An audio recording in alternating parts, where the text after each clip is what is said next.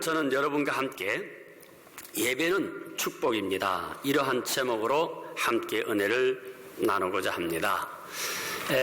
프랑스의 영웅 나폴레옹은 유럽을 정복한 위대한 인물입니다.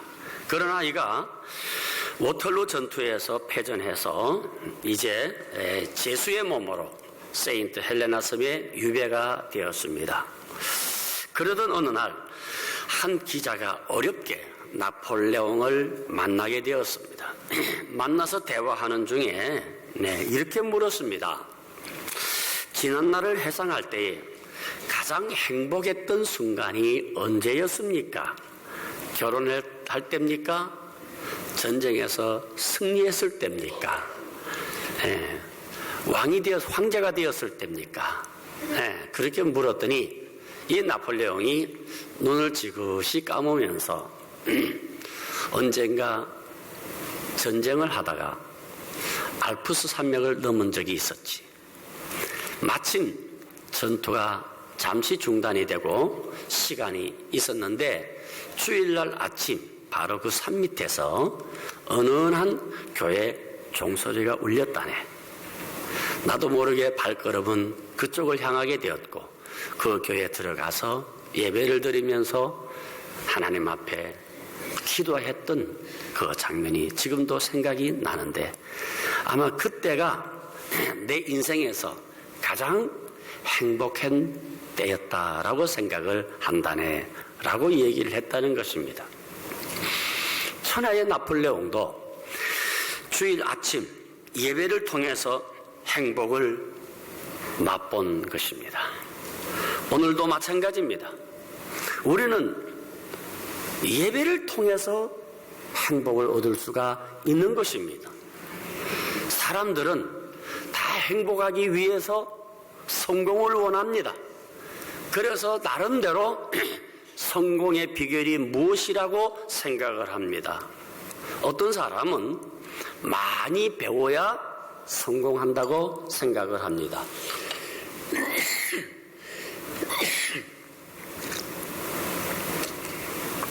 그래서 귀에 있는 대로 열심히 공부를 합니다. 집을 팔아서라도 자식을 가르쳐야 된다고 생각을 하고 많이 배워야 세상에서 남보다 앞서 나간다고 생각을 하지요. 반면에 또 어떤 사람은 노력을 통해서 성공할 수 있다고 생각합니다. 나의 사전에는 불가능이 없다, 나는 할 수 있다, 이런 구호를 하루에도 수없이 외치면서 열심히 노력하고 이리저리 뛰어다닙니다.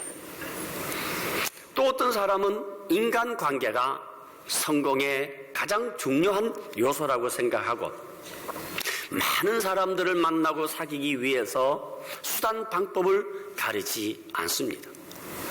그래서 세상에서 이 성공의 비결을 말할 때는 실력, 노력, 관계 등을 말할 수가 있는 것입니다. 그런데 이 세상은 그렇게 만만하지 않습니다. 열심히 공부하고 열심히 노력하고 많은 인맥을 쌓는다고 성공적인 인생을 살아간다고 보장할 수는 없는 것입니다. 인생의 성공과 행복은 여러분 인간에게 달려있지 않습니다. 사무엘상 2장 7절과 8절에 보면 여호와는 가난하게도 하시고 부하게도 하시며 낮추기도 하시고 높이기도 하시는도다. 가난한 자를 진토에서 일으키시며 빈궁한 자를 거름더미에서 올리사 귀족들과 함께 앉게 하시며 영광의 자리를 차지하게 하시는도다. 성공, 축복이 누구의 손에 있습니까? 성공과 축복은 하나님 손에 달려있는 것입니다. 돈 아닙니다. 학벌, 재능, 인맥도 아닙니다. 세상 사람들은 이것이 성공의 비결이라고 생각하지만은 진정한 성공의 비결은 생사하복의 주인이신 하나님과의 관계에 있습니다. 그 관계 형성의 첫 걸음이 바로 예배인 것입니다. 하나님께 드리는 예배인 것입니다. 그렇기 때문에 예배가 인생 성공과 실패를 결정짓는 결정적 요소인 것입니다. 예배의 성공은 인생의 성공입니다. 예배의 실패는 그 인생의 실패가 되는 것입니다. 사실 우리 믿는 사람들은 예배로 시작해서 예배로 살고 예배로 마치는 것이 정상입니다. 아이가 태어나면 출생감사예배, 100일 되면 100일 예배, 돌 되면 돌 예배, 입학하면 입학 예배, 졸업하면 졸업 예배, 약혼하면 약혼 예배, 결혼하면 결혼 예배, 승진하면 승진 예배, 60에는 해감 예배, 임종에는 임종 예배, 축구하면 장례 예배, 그리고 천국 가서 영원히 예배 드리는 거예요. 그러니까 여러분, 우리 사람은 그냥 예배로 일생을 마치는 거예요. 그러므로 하나님께 드리는 이 예배 귀하게 여기시기 바라고 절대로 소홀하게 생각하지 마시기를 바라며, 성공하려고 하면 어떤 일이 있어도 여러분 주일 성수하시고 하나님 앞에 예배에 빠지지 말아야 됩니다. 여러분 싫더라도 나와야 되고 졸더라도 나와야 됩니다. 어떤 국악교수가 목사님을 찾아와서 이런 질문을 하더랍니다. 목사님, 제가 교회에 나오기 쉽지 않을 때도 반드시 나와야 합니까? 목사님 설교가 영 시원치 않아서, 또 내 기분이 예배 드릴 그런 분위기가 아닐 때도 교회에 나와야 합니까? 교회에 나오고 싶은 마음이 전혀 내키지 않는데도 정 나와서 예배 드린다고 하는 것은 위선 아닙니까? 그래서 목사님이 그러면 교수님, 제가 한번 물어보겠습니다. 제가 즐겨 듣는 음악은 클래식입니다. 그래서 그런지 국악은 도저히 저하고는 안 맞는 것 같습니다. 그렇지만은 국악을 내가 좀 듣고 싶은데 어떻게 하면 국악을 내가 좋아하고 들을 수 있겠습니까? 그렇게 물어보니까 이 교수가 가만히 생각을 해보더니 아주 재미있는 대답을 하더랍니다. 뭐라고 하느냐면, 목사님, 국악은 우리 겁니다. 그러니 처음에 좀 마음에 안 들더라도 자꾸 한번 들어보세요. 그러면 우리의 정서에 맞을 것이고 좀 괜찮을 겁니다. 그러더랍니다. 그래서 목사님이, 교수님, 그 말이 맞아요. 그 말이 아마 진리일 겁니다. 마찬가지지요. 교수님, 음식도 맛있다고 먹는 게 아니에요. 맛없어도 때가 되면 먹어야 그것이 건강 제1조입니다. 어떻게 맛있는 것만 골라 먹을 수 있겠습니까?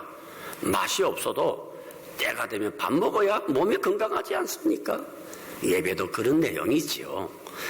우리가 하나님 앞에 예배 드릴 때에 항상 좋아서만 드리는 게 아니에요. 우리 성도들은 예배가 삶이기 때문에 그래서 교회에 나와서 예배를 드려야 되는 겁니다. 우리의 영적 건강을 위해서, 우리 축복을 위해서도 반드시 예배를 드려야 됩니다 라고 했다는 것입니다. 자, 그렇다면은 여러분, 우리가 예배를 드려야 되는데 예배가 무언가? 구약 성경에 보면은 아바드라고 합니다. 이 아바드라고 하는 말은 섬긴다, 봉사한다 하는 의미가 있어요. 신약에서는 입 맞춘다, 절한다 하는 뜻입니다. 발에 입을 맞추고 엎드려 경배하는 것을 말하는 겁니다. 그러니까 이 말을 종합해 보면 예배가 무엇인가를 좋게 알 수가 있습니다. 다시 말하면 예배란 하나님이 인간에게 베푸신 사랑에 대한 인간의 자발적 반응이다. 믿습니까? 한번 해봅시다. 예배란? 아니, 내가 아까 얘기한 대로 쭉 읊어봐요. 여러분들은 긴 내용은 못 알아듣는 모양이네. 예배란 하나님이 인간에게 베푸신 사랑에 대한 자발적 반응이다. 이해하시겠습니까? 예. 한마디로 말하면 예배를 삶에서 가장 중요한 것으로 여기면서 살아가는 것, 바로 이것이 성도의 모습이, 예배로 시작하는 것이 성도의 삶이요, 예배로 시작하는 것이 축복의 삶이다, 이 말이에요. 인간은 예배를 드릴 때에 가장 인간다운 모습을 발견할 수가 있는 것입니다. 그렇기 때문에 우리 성도의 삶의 모형은 구약의 출애굽할 당시에 이스라엘 민족의 행군도에서 잘 나타나 있습니다. 이스라엘이 광야를 행군할 때에 제일 중앙에 하나님의 법궤를 모셔서 언약궤를 모셨지요. 그리고 동서남북 네 군데에 각각 세 지파씩 포진을 해서 그들은 함께 전진을 했습니다. 무엇을 상징합니까? 이스라엘 백성들에게 있어서 예배가 삶의 중심이 되었다는 것입니다. 어느 방향에서나 하나님의 언약궤가 보이고 바로 그 자리에서 즉시 하나님께 예배 드릴 수 있는 그러한 모습이, 그러한 행군도가 이스라엘 진이었다, 이 말이에요. 언약궤가 출발하면 이스라엘도 출발했습니다. 언약궤가 멈추면 이스라엘도 멈추었습니다. 그리고 서 있는 그 자리에서 언약궤를 중심으로 예배를 드립니다. 생활의 중심도 예배였고 전쟁의 중심도 예배였습니다. 여러분, 우리도 마찬가지입니다. 우리가 예배를 드릴 때에 우리의 삶의 균형을 잘 지켜줍니다. 삶의 질서가 생겨납니다. 성도의 모든 삶은 그러므로 예배를 중심으로 이루어져야 한다는 것입니다. 이와 같이 예배가 모든 것에 우선한다는 것을 잊지 마시기를 바랍니다. 우리 교회에서 봉사도 하고 교육도 합니다마는 예배 없는 봉사, 예배 없는 교육, 예배 없는 섬김, 무의미하다, 이 말입니다. 모든 것의 핵심은 예배에 있다는 것을 분명히 기억하시기를 바랍니다. 그러니까 여러분, 우리 기독교인들은 만사를 지켜놓고 예배는 꼭 지켜줘야 합니다.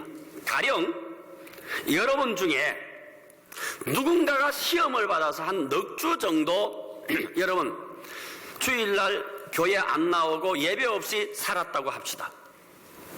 벌써 어느 순간에 하나님이 계시니 안 계시니 부부싸움이 일어납니다. 사건들이 줄줄이 이어서 발생합니다. 어디서 잘못되었나? 예배를 잃어버렸기 때문이에요. 예배 없는 삶은 죽은 삶이다, 이 말이에요. 그래서 누가 낚시 가자 하면 따라가고, 등산 가자 하면 등산 갑니다. 작은 유혹에도 이기지를 못하고 쉽게 예배를 포기해버립니다.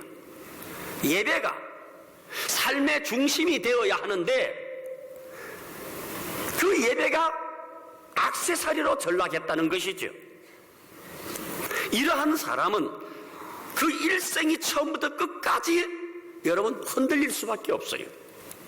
겉으로는 살았다고 하지만은 속으로 죽은 자요, 아무런 능력도 행할 수 없는 여러분 허약한 성도가 될 수밖에 없다는 사실입니다.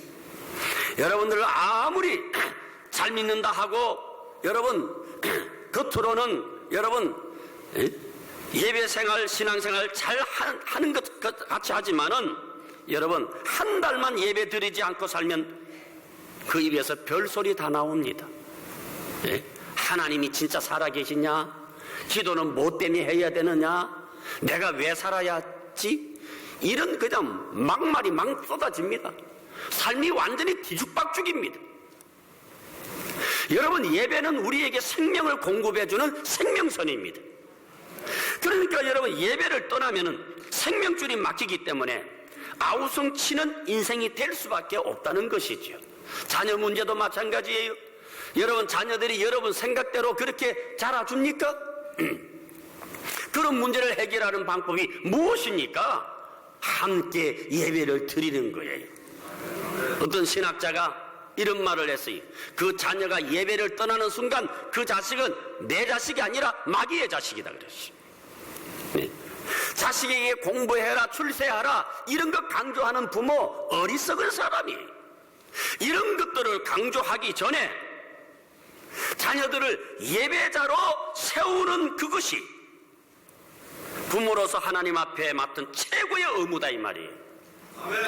자녀가 예배자로 서면 하나님께서 위대한 자녀로 이끌어 주시고 미래를 책임져 주시고 능력도 채워 주시고 하나님이 그 자녀를 이끌어 주신다는 것입니다. 그렇기 때문에 여러분, 예배가 그렇게 중요하다는 것을 깨달아야 합니다. 그러면 예배의 내용을 한번 생각해 보자고요. 오늘 23절에 아버지께서 참되게 예배하는 자들은 영과 진리로 예배할 때가 오나니 곧 이때라. 아버지께서는 자기에게 이렇게 예배하는 자들을 찾으시느니라. 여기에 영과 진리로 예배한다는 뜻이 무슨 뜻입니까? 로마서 12장 1절에는 이렇게 말씀하고 있습니다. 그러므로 형제들아, 내가 하나님의 모든 자비하심으로 너희를 권하노니 너희 몸을 하나님이 기뻐하시는 거룩한 산 제사로 드리라. 이는 너희의 드릴 영적 예배니라. 네. 여러분, 영과 진리로 예배할 때가 오는데, 다시 말하면 영적 예배가 뭐냐? 여러분, 너희 몸을 하나님이 기뻐하시는 거룩한 산 제사로 드리라는 것이죠. 자, 여기에서 우리 몸을 하나님께 드려야 한다는 말의 의미를 한번 분석해 볼 필요가 있습니다. 하나님께 몸을 드린다고 하는 것은 전적 헌신을 의미하는 것입니다. 그러나 무엇이 전적 헌신인가? 여기에 대해서 잘못 생각하는 사람들이 많이 있습니다. 예를 들어서 저는 어릴 때부터 이런 말을 많이 듣고 자랐습니다. 너는 하나님께 기도해서 태어난 아이야. 하나님께 몸을 바치려고 하면은 너는 목사가 돼야 돼. 그래서 교회에서 너는 네 모든 일생을 교회에다 바쳐라. 24시간 하나님께 충성해야 된다. 세상의 것 그거 아무것도 아니야. 다 세상 일은 지나고는, 세상 직장은 지나고 나면은 다 헛된 거야. 네. 그래서 너는 목사가 되어서 전적으로 주를 위해서 살아라. 저희 어머니 말씀이에요. 근데 많은 사람들은 그렇게 해야 그것이 하나님께 몸 바치는 것이라고 생각합니다. 그렇다면 성직자가 아닌 여러분, 대다수의 성도들은 자신의 몸을 하나님께 드리는 것과는 상관없는 사람들입니까? 어떤 학자의 계산에 의하면 우리가 한평생 살아가는 시간의 40%를 직장에 바친다고 합니다. 이것이 사실이라고 하면은 그 직장에 들어가기 위해서 공부했던 수많은 시간이나 잠자는 시간이나 여가 시간을 빼고 나면 교회에 나와서 섬기는 시간이 별로 많지 않습니다. 대단히 미미하지요? 7, 80년밖에 안 되는 인생의 전부를 세상 일만 하다가 끝나버린 꼴이 됩니다. 이런 경우에 누가 감히 하나님 앞에 가서 내가 하나님 앞에 몸 바쳐 헌신했습니다라고 말할 수 있겠습니까? 절망할 수밖에 없지요. 네. 그러므로 몸을 드린다고 하는 것은 교회에서 예배하거나 성직자가 되어서 헌신하는 것만을 의미하지 않습니다. 그럼 무슨 뜻입니까? 우리의 몸을 가지고 활동하는 모든 영역을 하나님이 기뻐하시는 제사가 되도록 하는 것이죠. 전 생활권이 하나님을 기쁘시게 하는 헌신이 되어야 한다는 말입니다. 다시 말해서 우리 몸을 사용해서 하는 모든 일이 하나님께 바쳐져야 한다는 말씀입니다. 우리가 아침부터 밤늦게까지 몸을 던져 일하는 생업이 하나님께 드리는 헌신의 성격을 가져야 합니다. 하나님은 우리에게 일을 주셨습니다. 하나님은 모든 인생에게 일을 맡겼습니다. 이것은 예수님도 예외가 아닙니다. 예수님께서도 자신을 두고 말씀하시기를 내 아버지께서 일하시니 나도 일하신다라고 말씀하셨습니다. 그러므로 우리는 몸으로 땀을 흘려 일해야 합니다. 우리의 몸을 움직이고 우리의 머리를 움직이고 그 외 다른 지체들을 움직여서 하는 모든 일들은 다 의미가 있는 것입니다. 왜냐하면 그것은 우리가 몸을 통해서 하나님께 드리는 거룩한 제사이기 때문인 것입니다. 목사의 일이 거룩하다면 회사의 일도 거룩합니다.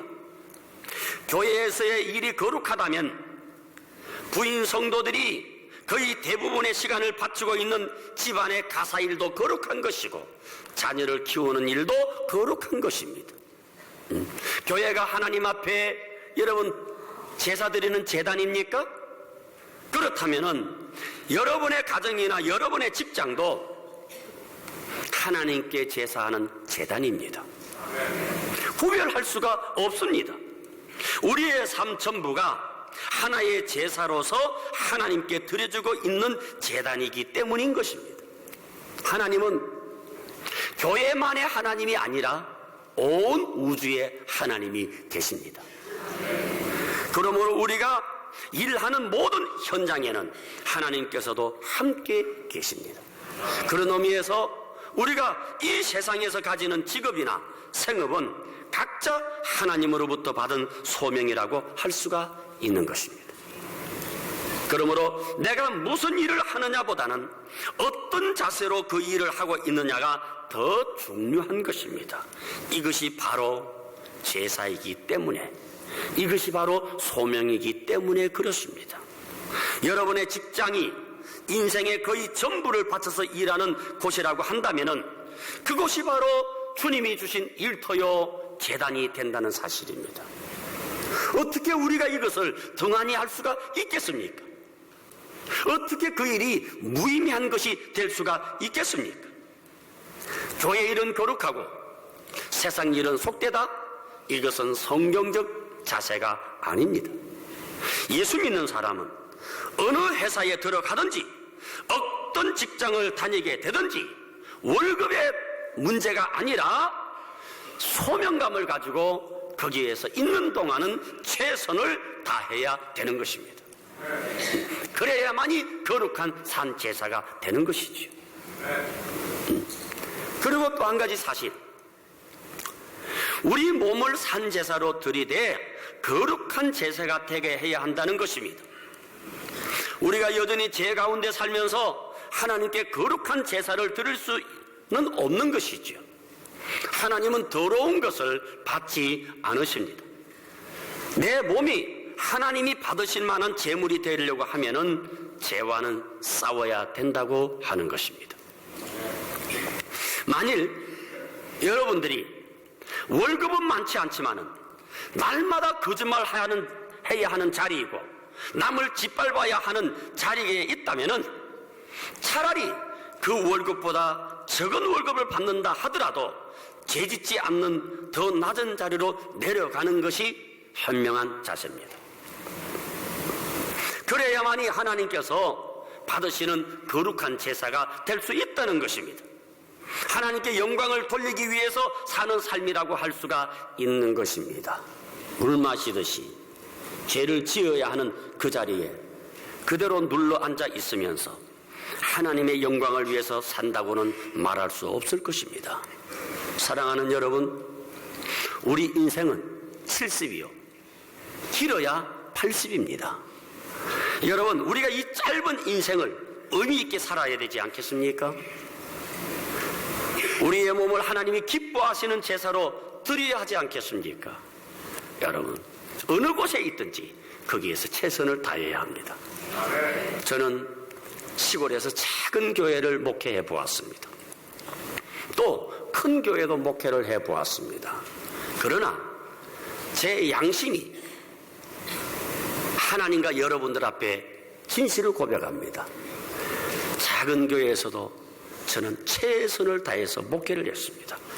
작다고 저는 우습게 여기지 않았습니다. 거기에 저는 생명을 바쳐서 그렇게 목회를 해왔습니다. 하나님이 축복해 주신 것입니다.